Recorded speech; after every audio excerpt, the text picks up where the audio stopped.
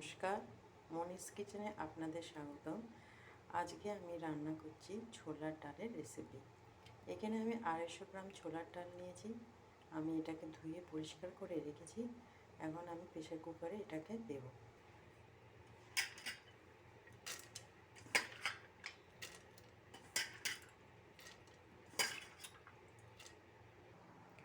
আমার সবগুলো ছোলার ডাল এখানে দেওয়া হয়ে গেছে। এখন এখানে আমি 1 চামচ নুন দিয়ে দেব। তারপর এখানে একটু সরষের তেল দেব। তারপরে এখানে জল দেব, কিন্তু বেশি জল দেব না, অল্প, যাতে ছোলার ডালটা একটু ভিজা উপর থাকে সেভাবে জল দেব।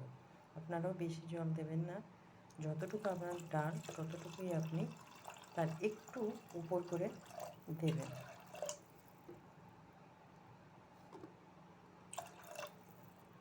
এবার আমি প্রেসার কুকারের ঢাকনা বন্ধ করে দিলাম।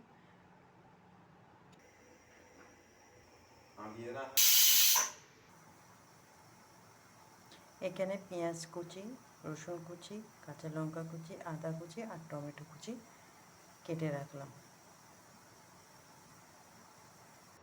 কড়াই এখন গরম হয়ে গেছে। এখানে আমি সাদা তেল দিচ্ছি। আপনারা সরষের তেল দিয়েও রান্না করতে পারেন। তো আমরা তো রিফাইন তেল দিয়ে রান্না করি, তো রিফাইন তেলই দিচ্ছি এখানে। তো তেল গরম হয়ে গেছে, তো আমি এখানে এক চামচ জিরে সবার ফার্স্টে ফোড়নে দিচ্ছি।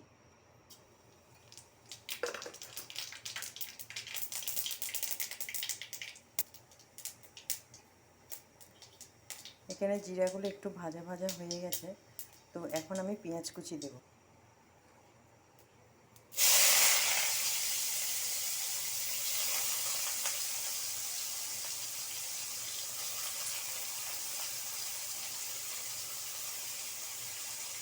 এখন বুঝছিস না তো।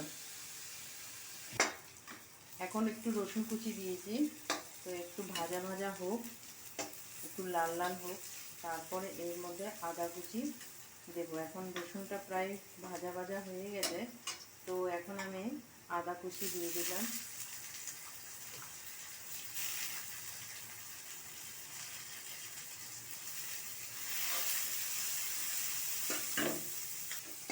এখন আদা কুচি, রসুন কুচি আর পেঁয়াজটা একটু লাল লাল করে ভাজা হয়ে গেছে, তো 10 মিনিট হয়ে গেছে প্রায় ভাজছি আমি।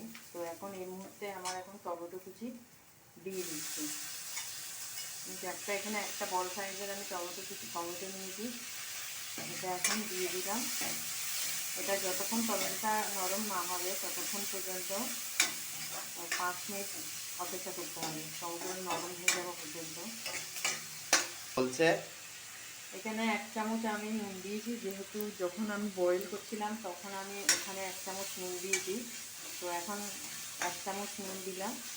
তো আবার প্রয়োজন হলে পরে দেব। এখন লঙ্কা কুচি দিয়ে দিলাম। আপনারা যেরকম ঝাল খান সেরকম পরিমাণে দেবেন। তো আমাদের ঘরের ভিতরে এত ঝাল খায় না, সেই জন্য আমি অল্প করে দিলাম। আর লঙ্কার গুঁড়ো দেবো, তো আরও একটু ঝাল হয়ে যাবে, সেই জন্য লঙ্কাগুলো ভীষণ ঝাল। এখানে আমি 1 চামচ হলুদের গুঁড়ো দিয়ে দিলাম। এখানে আমি 1 চামচ ধনের গুঁড়ো দিয়ে দিলাম, লঙ্কার গুঁড়ো, জিরের গুঁড়ো। এখন সবগুলো চিকেন মশলা দিচ্ছি। আপনাদের ঘরে যদি চিকেন মশলা বা মিট মশলা থাকে আপনারা দিতে পারবেন। এটা দিলে কিন্তু ছোলার ডালে অনেকটা স্বাদ হয়। এগুলো সিদ্ধ হয়ে গেছে।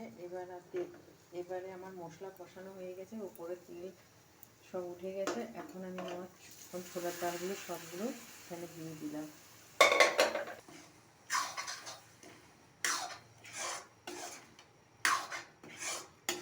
ভালো করে ডালের সাথে মশলার সাথে ভালো করে কষিয়ে নিই, তারপরে জল দিই।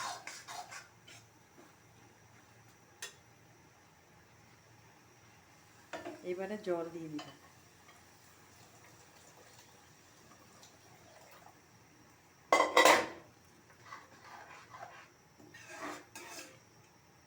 এবারে এগুলো সব হয়ে গেছে, এখন শেষে একটু গরম মশলা দিয়ে নামিয়ে দেবো। আর এই গরম মশলাটা কিন্তু ঘরে তৈরি গরম মশলা, ঘরে তৈরি গরম মশলার স্বাদ গন্ধ আলাদাই হয়, খেতেও ভালো টেস্টি হয়। এখন এটা গরম মশলা দেওয়া হয়ে গেছে, এখন 1-2 মিনিট পরে নামিয়ে নেব।